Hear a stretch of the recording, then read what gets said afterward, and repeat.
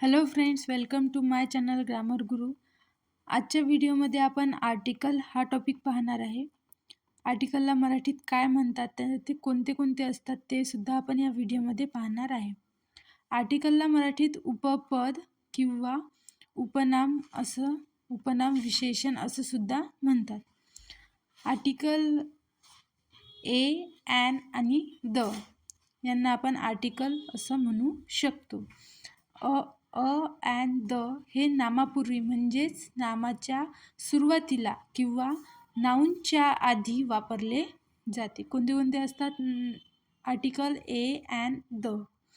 ठीक आहे, आपण एक म्हणजे नाऊनच्या आधी आपण हे आर्टिकल आपण वापरू शकतो. A and the.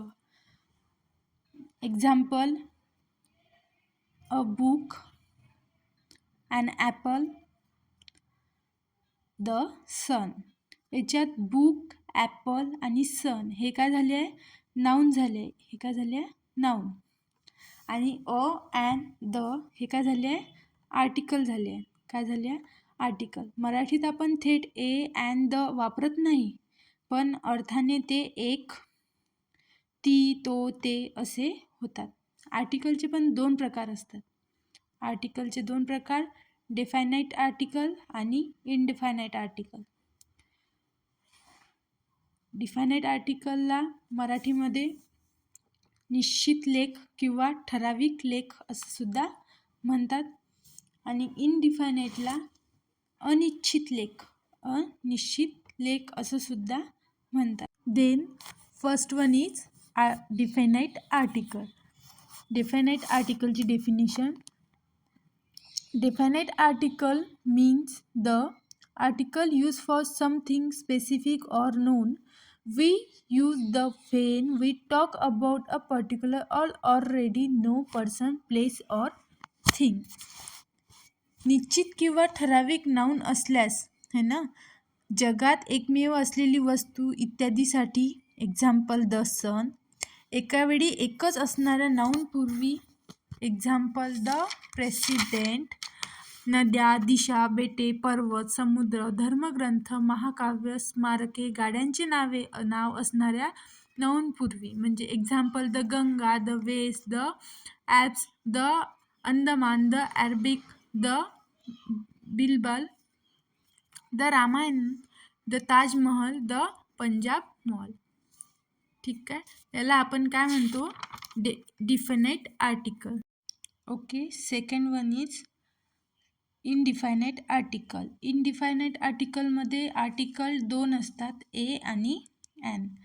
ए आणि ॲन हे कुठं वापरले जातात, कसे वापरले जातात, हे आपण या डेफिनेशनमध्ये पाहणार आहे. Indefinite article means the article use for something not specific. We use a or an when we means one, not a particular one. ते कोणतेही एक ठराविक नाही अशी व्यक्ती किंवा वस्तू दाखवणाऱ्यांसाठी वापरले जाते. इनडिफायनाइट आर्टिकल म्हणजेच मराठीत त्याला म्हणतात अनिश्चित लेख. इनडिफायनाइटला मराठीत म्हणतात अनिश्चित लेख. आता एक कुठं वापरायचा, ॲन कुठं वापरायचं हे सुद्धा आपण या व्हिडिओमध्ये आपण पाहणार आहे. स्वराने सुरू होणाऱ्या नाऊनपूर्वी तसेच स्वरासारखा उच्चार होणाऱ्या नाऊनपूर्वी आपण ॲन वापरतो. काय वापरतो? ॲन. मग स्वर कोणते कोणते, म्हणजेच वॉवेल्स कोणते कोणते? स्वरला इंग्लिशमध्ये म्हणतात वॉवेल्स. वॉवेल्समध्ये A, E, I, O, U असते. काय असते? A, E, I, O, you.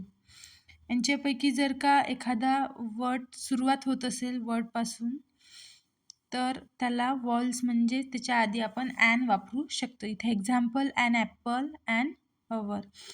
Our H हा काय होते? हा एच कॉन्सोनंट होते, बट उच्चार हा अवर होतो, म्हणून आपण त्याच्यासमोर ॲन वापरतो. वॉल्समध्ये ए, ई, आय, ओ, यू म्हणजे स्वर, आणि कॉन्सोनंटमध्येच म्हणजेच व्यंजनमध्ये ए, बी, सी, डी अप टू झेडपर्यंत यापैकी ए, ई, आय, ओ, यू सोडून जे राहिले त्याला व्यंजन असे म्हणतात. व्यंजनला इंग्लिशमध्ये कॉन्सोनंट असं पण म्हणतात. ठीक आहे. ए हा आर्टिकल कोणत्या नॉनपूर्वी असते त्याचे एक्झाम्पल आपण पाहणार आहे. अ युरोपियन, अ युरोपियन. इथे ई हा वाउल्स असून तरीसुद्धा त्याचा उच्चार अँड ए युरोपियन झाला आहे. यू यू काय ते यू पासून सुरुवात होते म्हणजेच कॉन्सोनंट झाला आहे. हा काय झाला यू यू. आणि अ हॉर्स, एच हा कॉन्सोनंटच आहे म्हणून त्याच्या पुढं ए आला आहे. आणि अ युरोपियनमध्ये सुद्धा ई हा वॉल्स असून त्याचा उच्चार कॉन्सोनंट सारखा होतो म्हणून अ आला आहे. Thank you for watching.